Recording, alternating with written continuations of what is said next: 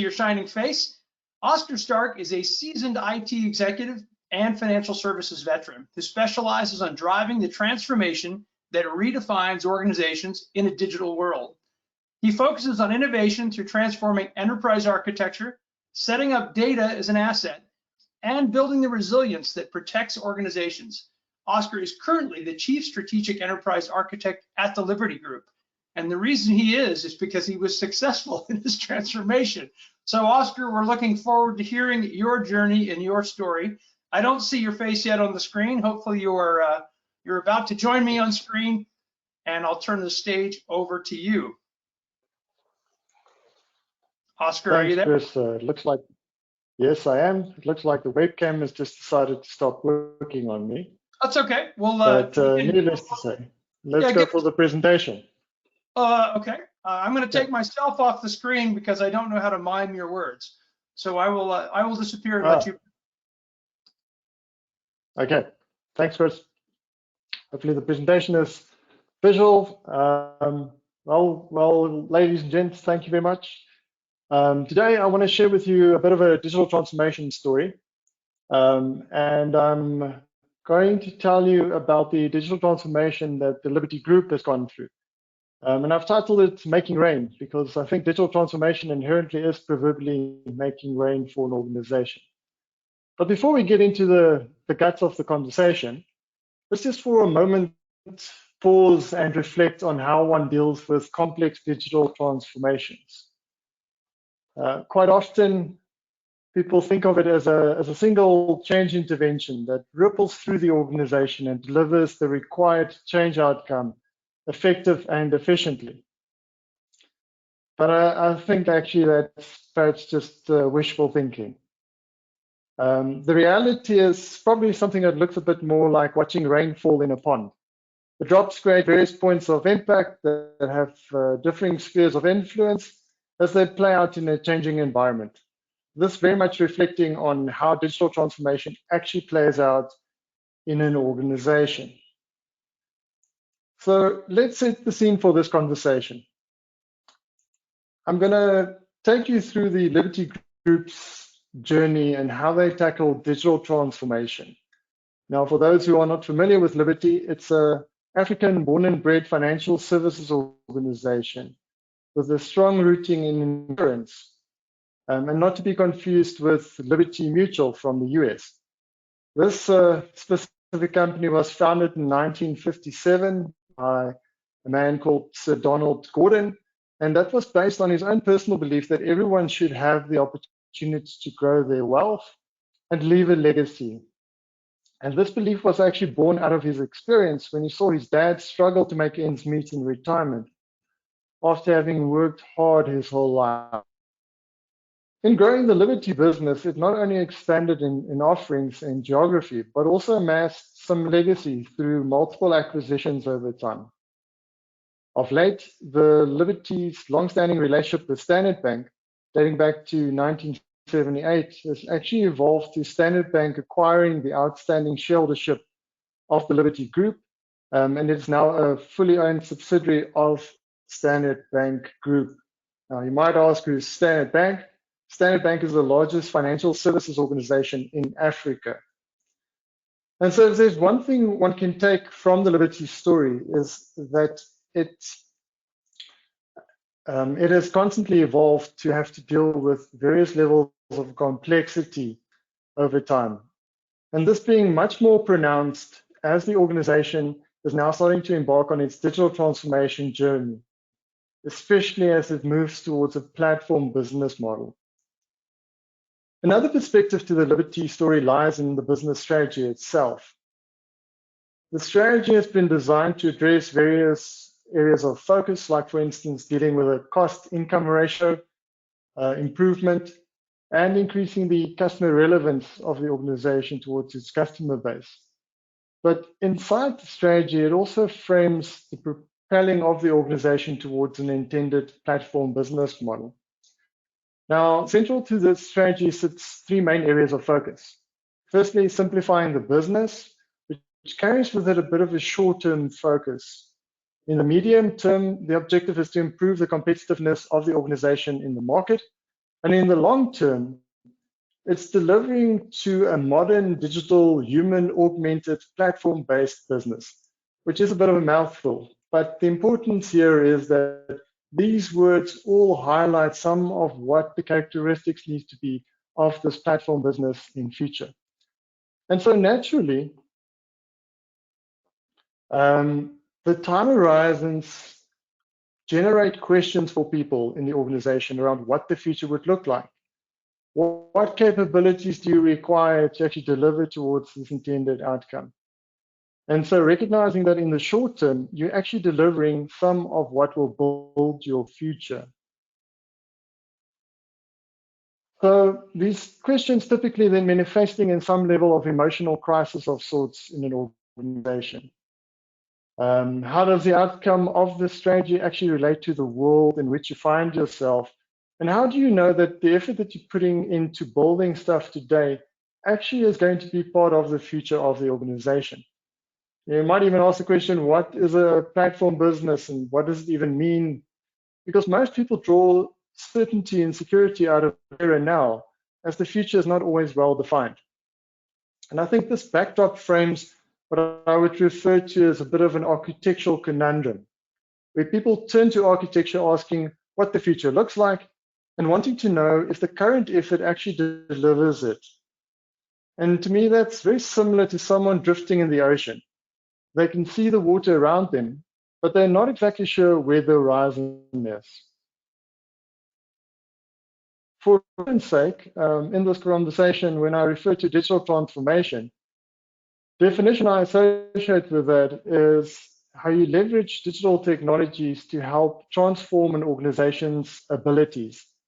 And through transforming those abilities, you actually allow the organization to start playing out different business models, like for instance, becoming a platform business model, or being a bit more deliberate about engaging in ecosystems. Now, the type of change the digital transformation represents is actually pretty pervasive across an organization. And so if you kind of look at the different aspects highlighted on the slide, what you typically find playing out is that the organization starts introducing different ways of engaging with the customer and driving different experiences within a digital context. The ability to compete from a strategy perspective has now evolved beyond the traditional linear business model, and the organization structure had to start embracing the ability to start being much more deliberate about a value stream focused delivery. Culturally, the organization needs to drive high levels of collaboration and agility. And so the embrace of the digital information then signifying a lot of soft and hard skills development in an organization's talent pool, while new technologies like cloud enable more rapid value outcomes for an organization.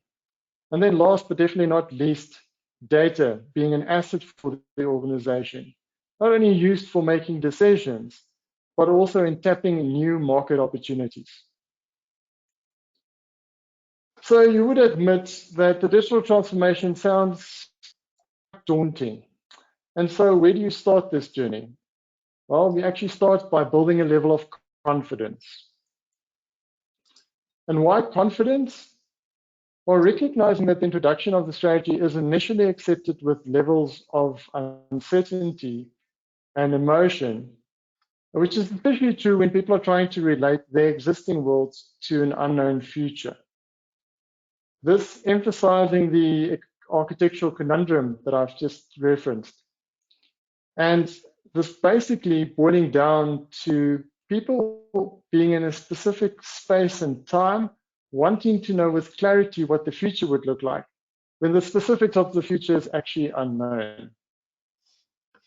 The framework depicted in front of you helps sketch the path of progression to help address this architectural conundrum, moving from, call it the emotional, to the measured. And you will note that this framework actually carries a deliberate split in conversation between the business and what actually enables the organization. And this was deliberately done to deal with the solution bias, separating business requirements from how you actually enable them.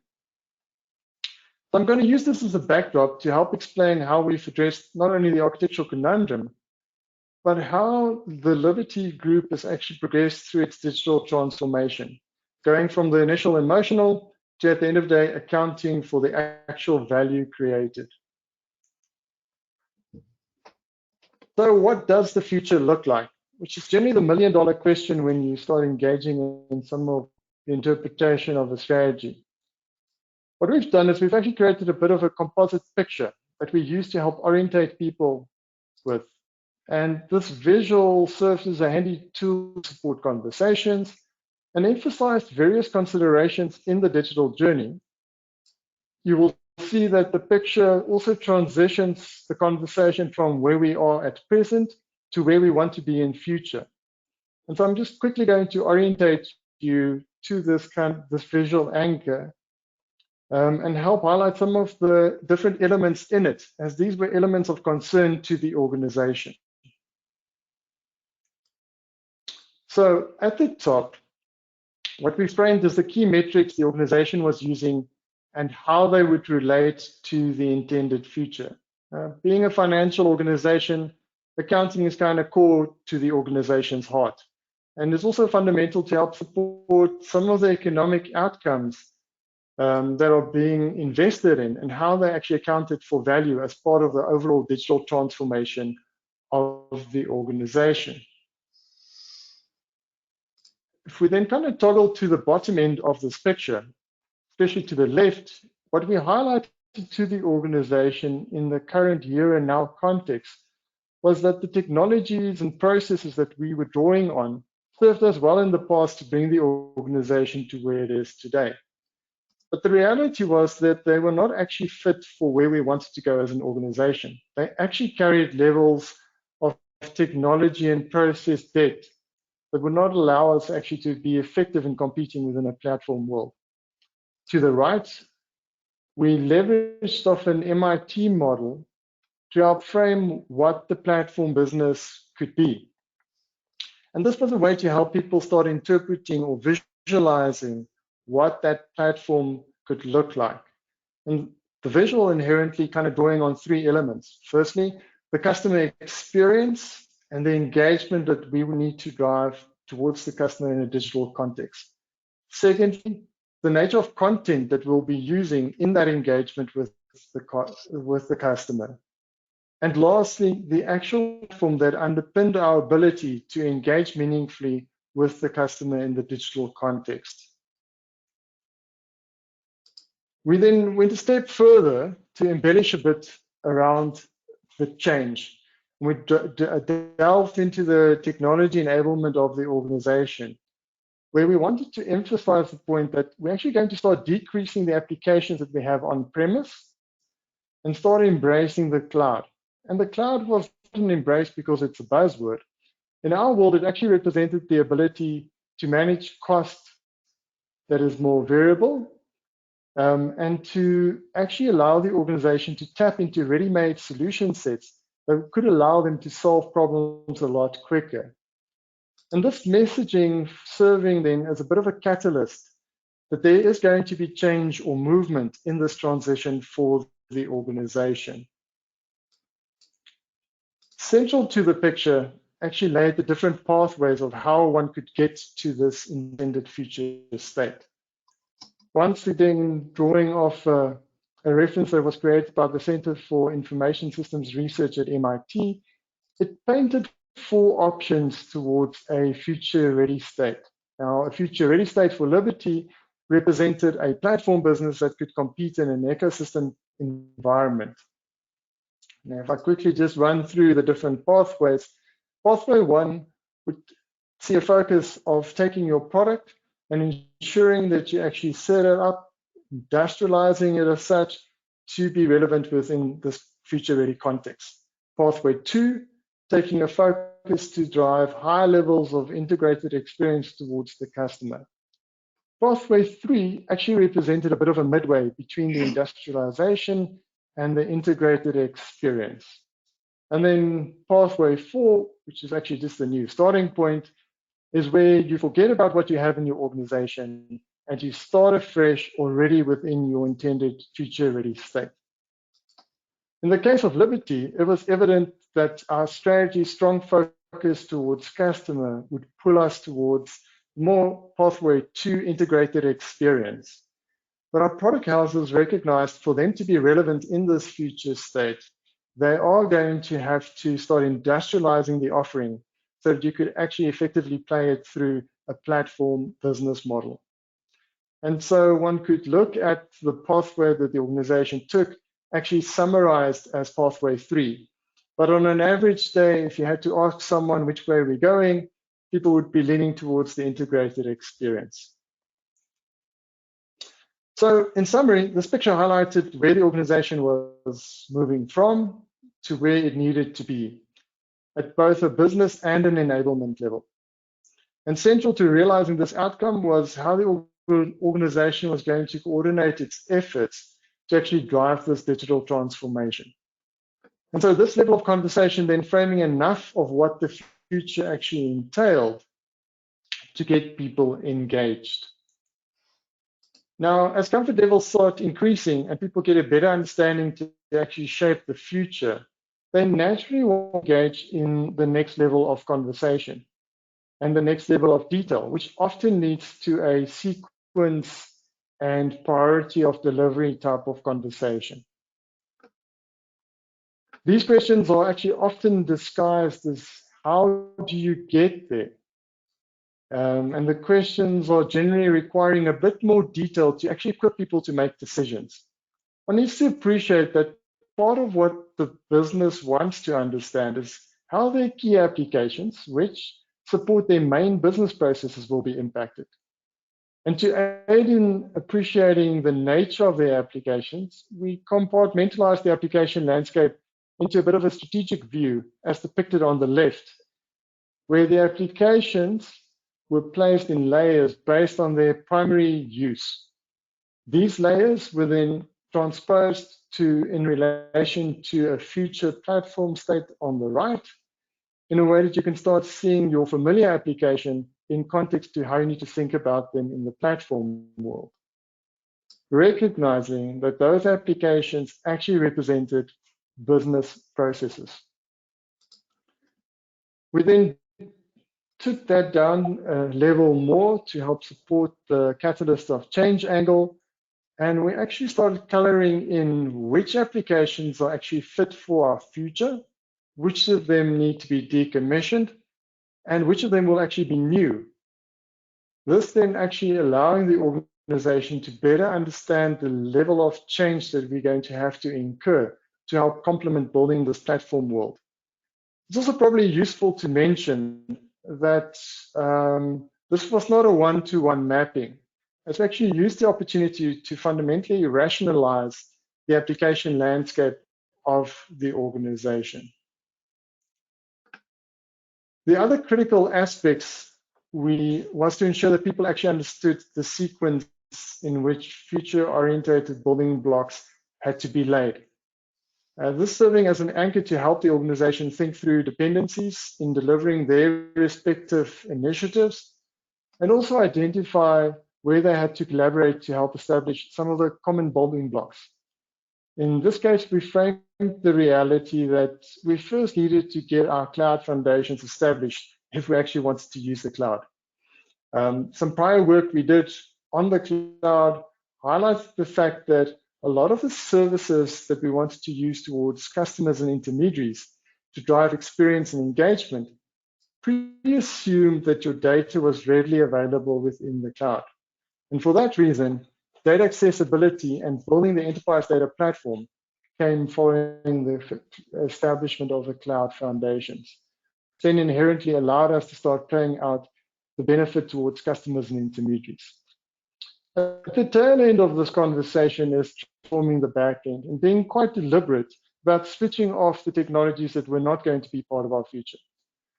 We actually went as far as factoring into the budget the savings that will amount from switching off these applications as a way to help motivate behavior that played out through the different initiatives that we're delivering on the digital transformation journey. So with these building blocks framed as an x-axis, we depicted on the y-axis the future platform transposed. And then we transposed actually the initiatives to show their relationship between the two.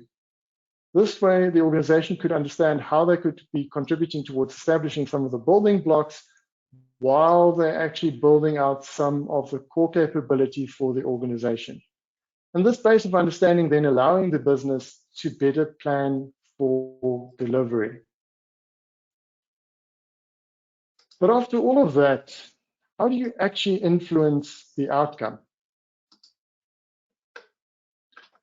So central to the success of delivering the digital transformation is actually how the various initiatives all contribute to delivering the intended outcomes. And ensuring that we were well coordinated was actually quite critical in this regard. So what we did is, at a business level, we actually started plotting the intended outcomes of each one of the projects in context to our future ready state. The way we did that was by developing a questionnaire that allowed us to unbiasedly plot those different projects. It also allowed us to actually have some decent conversations to help ensure that the initiatives would deliver to a specific targeted area, say supporting enhanced customer experience like through Project A, as depicted on the slide, as opposed to being the all singing and dancing solution to all the problems we have within the organization. And this then further emphasized project dependencies, which improved our planning ability around effort for execution. From an enablement perspective, on the other hand, we actually wanted to help people in the organization understand which technology sets would dominate our landscape. And so the colors you see depicted as different zones on the slide inherently represented different technologies. So when you had an initiative that fell within a specific technology zone, it actually served as a mechanism to help close the interpretation gap that your project actually had to consider these future technologies and deliver towards that as part of the capability build, as opposed to perpetuating reusing some of the old technologies that we did not want to carry forward into our future. So with the planning addressed, the next step was creating a level of tangibility for the organization as to what the future could look like and the benefit it represented. Recognizing that a lot of what the digital transformation represents is a new set of abilities for an organization. And if you had to talk to the average business user in the organization, they would think you're just talking about new tech as opposed to a new ability to actually solve business problems. So having stated that the cloud had a significant role to play in enabling the organization's future, and knowing that the organization did not appreciate that paradigm shift of the cloud fully, we used the cloud program as a vehicle to create some tangibility for the organization. So early on in our cloud journey, actually while we were getting our feet wet, we worked with the business to identify 2 use cases that allowed us to help them show the power of the cloud, not purely as a piece of technology, but actually in solving some real business problems. The first one is an example where we calculated 4 billion lines in 30 minutes in the cloud. Now, for the average person who's quite acquainted to the cloud, that doesn't sound like a mean feat. But you need to understand the point of reference that the organization was coming from. That 4 billion lines of data being calculated ran for a week in the organization and then would time out. So practically, once we've done this calculation in the cloud, it was the first time that the organization could actually see the results of the calculation to help support their decision making. The other was to show how one could improve decision making by increasing the ability to provide analytical outputs that help judge market movements. This was a calculation that typically ran once a week, that we set up to run as and when required. And the net effect was a significant financial risk reduction to hedge market investment risk. Now, both these examples not only delivered tangible business benefits, but also highlighted positive economic benefit for the organization in the short term. And the results then serving as examples that actually allow people to start appreciating what this digital transformation's opportunity is to help solve problems and inherently help drive the transformation and the embrace of what the transformation looks like. Now, as we've kind of progressed in dealing both the architectural conundrum and driving the organization's digital transformation, the real measure of success is actually the measure.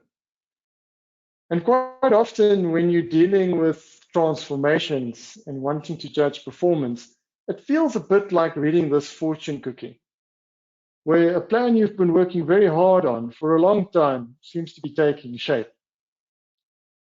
Reality is, though, that people do not always know what they need to measure and how the measurements actually relate to each other. In our case, we recognize that where there were different aspects to be measured as we've matured in our digital transformation journey. And so typically we try to frame them up front as depicted on the slide. Firstly, we wanted to understand if we were moving. From where we wanted to know what was actually moving. And so as mobilization increased in the organization, we wanted to ensure that the efforts we were driving were in the right direction. Long before we could kind of get to more sophisticated questions around if we are actually moving fast enough and can we accelerate the rate of delivery for the organization. The other angle to this measurement was to understand the relationship between the measurement and at what level it had to be accounted for, being it a strategic, a tactical, or an operational metric. And this way you could ensure that the right level of scrutiny is applied where needed, as opposed to contaminating some of these conversations between the different layers. And so what I'll illustrate to you in the next few slides is just how these dots connected for us. So starting at the operational level, the question was more if we are moving, recognizing that the results of the initiatives might be in a few months only visible to the organization. And so practically recognizing that we've already plotted the intent of where these projects need to deliver towards, knowing that they were underway was actually quite critical for us. Secondly, at a tactical level, the prioritization sequence was important to support the planning, and thus understanding what was moving played a critical role. An example of where this allowed us to pick up initiatives that perpetuated the wrong target state was when one of the future applications, which actually supported some significant customer engagement, would go and source data directly from some of the on-premise source systems, as opposed to sourcing the data from the cloud-hosted enterprise data platform. Sure, in the short run, you might have the needed data to support the application, but in the medium term, the application that you're sourcing your data from might disappear, forcing you to have to reestablish your data source.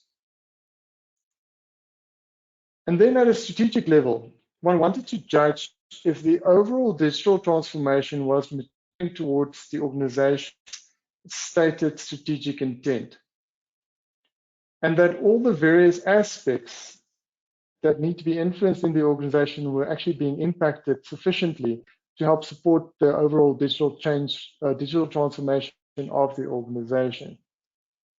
And that then would answer if the organization was actually moving in the right direction. Now, what we did is we actually measured this consecutively over time to start seeing how that movement would actually play out across the different facets within the organization that we were trying to influence.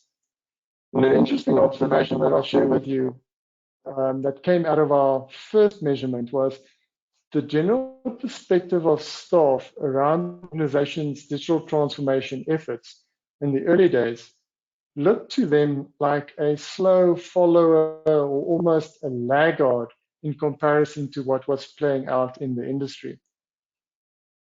At the next measurement point, which was about 2 years later, the perspective significantly changed as people felt that the organization was starting to lead as a digital transformer in the industry. And this reality is partly case due to the increased tangibility which sprouted from the various projects delivered. It actually gives more meaning towards what that future state looks like. But on the other hand, there's also attesting to closing the architectural continuum gap as the organization progressed its digital transformation journey. So reflecting on what is evidenced in the measures, cutting across the various aspects of the organization, it highlights simple reality. Creating value in a digital transformation is actually creating rain, as it is the multiple interventions that all influence the desired outcome over time, which yields the benefit for the organization. Thank you very much. All right, Oscar, can you see me? Yeah. Oscar, oh, I can't see you, but you can see me, I guess. Yes. Right. Let's try the camera again. We've got some, it's all right, it's okay. If you don't mind, I'll just be on the camera. And I have a couple of questions I'd like to go through with you if I could.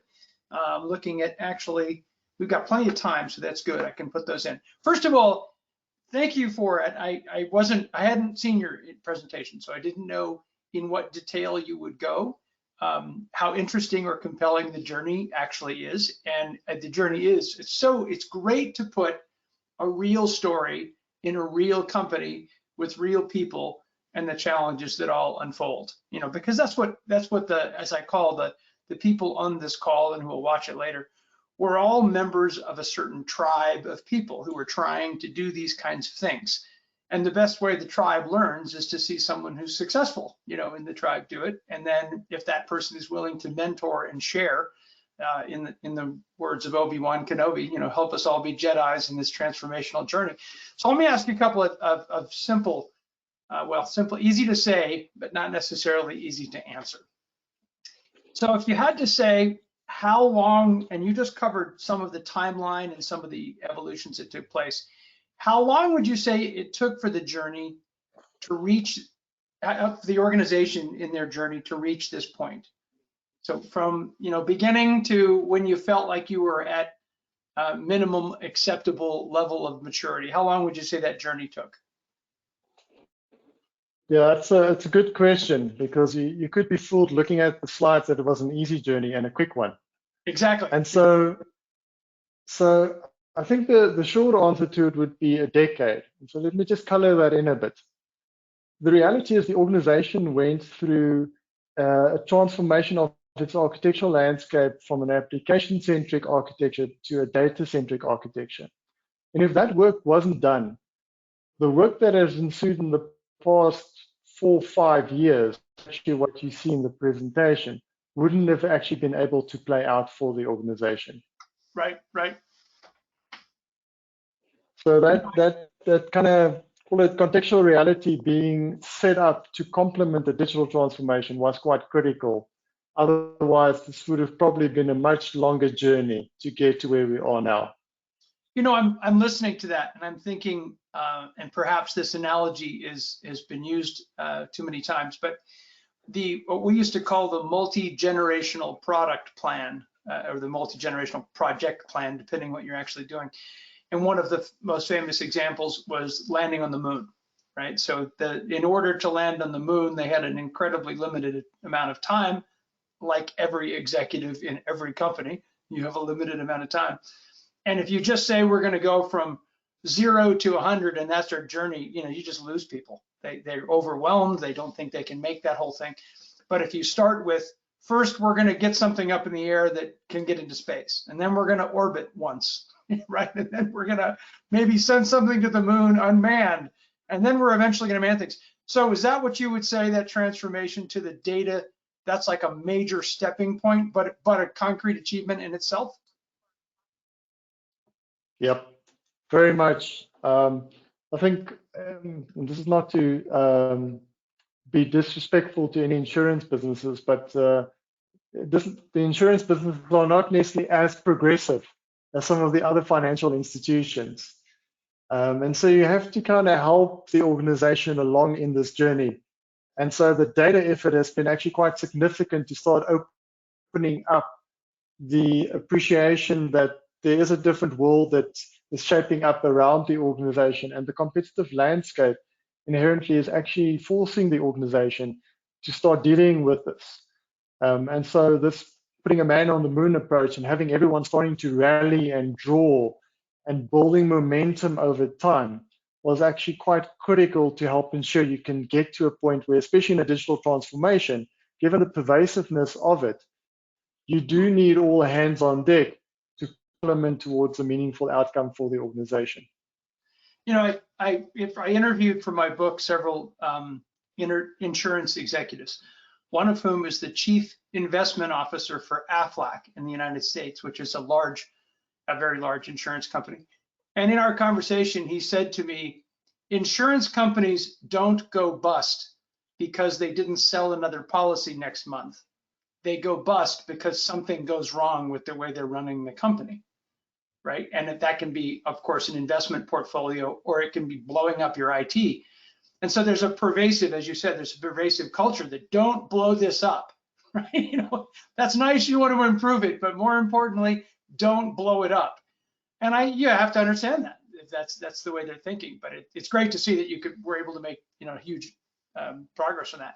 Okay, another question. So looking at the benefits the organization has achieved from digitally transforming, which you've illuminated many, what would you say, and I think I know what you're going to say to this, but let's see, what would you say the toughest part has been to actually achieving this? People, process, or technology, or however you want to answer it. Yeah, so I think the answer is pretty easy. It's kind of people. Yeah. You know, tech does what it says on the tin. The practical issue is actually getting people to participate. And because the digital transformation actually enables the organization to solve problems in a different way, you need to get people's headspace to start appreciating what that opportunity actually looks like. And you quite easily can get fooled by getting your technical staff trained on the new technologies. Now suddenly you're good to go. But the real hard yards is actually getting your business to start appreciating what that paradigm shift looks like and how that actually significantly adds to their ability to solve problems going forward. So, you know, I'd say kind of 80% of the problem is people in any digital transformation. The rest technically is pretty easy. Would you also say that 80% of the solution is people? You know, it's the paradox, right? 80% of the problem is 80% of the solution is the people. Definitely. But you also don't need to have 80% of the people already in play to the outcome you require. You just need to get enough of a critical mass so that there's some movement. And I'd say that's kind of about a 20-30% movement within the organization that suddenly starts creating a bit of a catalytic effect in the organization that quite quickly over time translates in that 80% being all on board. Right. It's that, yeah, I mean, critical mass is actually a nuclear term, but the critical mass to get it to go forward, right? The 20% that lead, lead what's going forward. You know, I have found, and I've been using this expression for a while. I don't know, I've kind of fell in love with this expression, but helping humans be heroes. And it feels to me like in so many organizations, human beings don't feel like they have any potential to necessarily be heroic or do something bold or bright and new. And you get far less of what they're capable of as a result of that. And if you can stimulate that, you too, I call it going on the hero's journey from Joseph Campbell. But if you can get people to see that, hey, this is the next thing that you're going to grow and expand and be stimulated by, and it's going to be exciting, think what this digital transformation will do in a way that resonates with them. which obviously you did in this organization. You had to do that, or you wouldn't have gotten the support you got. So again, back to that hero's journey and getting that 20% to then become more than 20%. There's always those people at the end who kind of don't do much. So let's think about going forward. So if you said, now that you've gotten to a point where you can come on a webinar, talk to hundreds, potentially thousands of people, and be very proud of what you've accomplished, and that's a great thing. You know, if no one else has done it, someone should, you know, pat you on the back. But that's your own hero's journey. That's what you did. But now you look forward and you say, well, you could get complacent, and as I say, be like Bilbo Baggins and sit in the Shire in the movie The Hobbit and just, you know, sit on your laurels and chill. Or you can embark on the next challenge in your organization. So if you hear your call to adventure, what is the next call to adventure for your organization, and what's the next challenge facing you? Yeah, so I think the next challenge is we've now allowed the organization to introduce new abilities. And if we don't start using those new abilities, we're actually not going to get the value of what they represent. And I think part of the uncomfortable reality that the organization needs to deal with is those abilities actually start allowing you to create value in different ways that we haven't done traditionally in the, call it, traditional insurance business model. And so especially when you start looking at what a platform business looks like and playing towards an ecosystem environment, we could actually start getting into business engagements that create real value for our customers, but it's not our traditional insurance business. And I think that is kind of the next frontier here, to ensure that you can actually capitalize on those abilities, but actually start pushing a bit of the envelope around where the organization can actually create more value. Because at the end of the day, an insurance business, especially if you want to go and play a platform game, our focus around customer would be to increase the value to our customer. And that increasing of value might imply us selling second-hand cars to our customers, because it actually helps the customer fulfill the intent of saving for his kid's first car through one of the investment policies that he's taken out with us. Right. And you can hear that that conversation sounds like a bit of a mind bender, because no one in our organization is currently selling second-hand cars, but you're actually starting to knit off the value stream and the benefit that the customer can get from the organization into the offering that we can put towards our customer. So I think that would be the next frontier of this journey.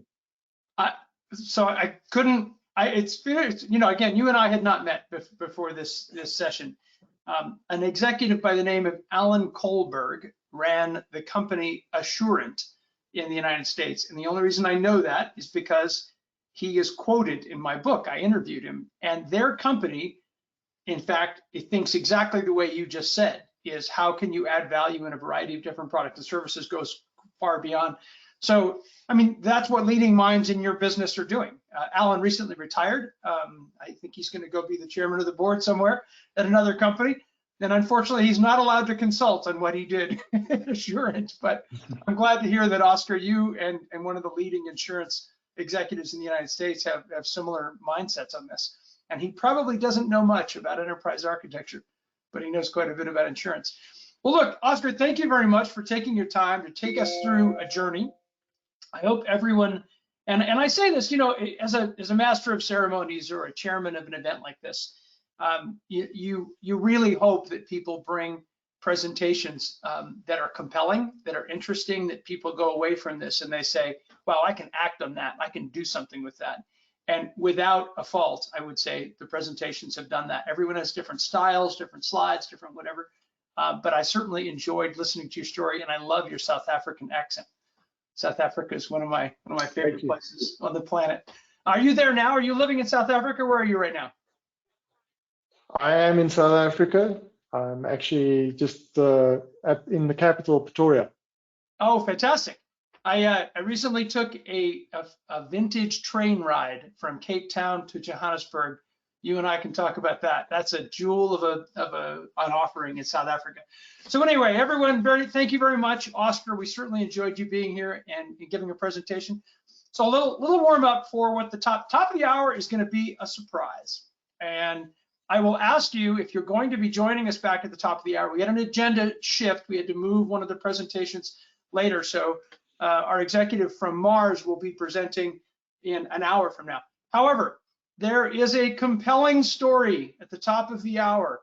It includes money from drug running, crime, federal enforcement officers, theft, intelligent automation, tracking GPS products, and it's all about how humans can be heroes in the age of intelligent automation. So I gave a presentation 2 days ago, different presentation on this. This is a real story about a hot springs town in Colorado that directly links to how intelligent automation and noble automation are real possibilities in the real world. So I wasn't teasing. Those are all true parts of what this story is.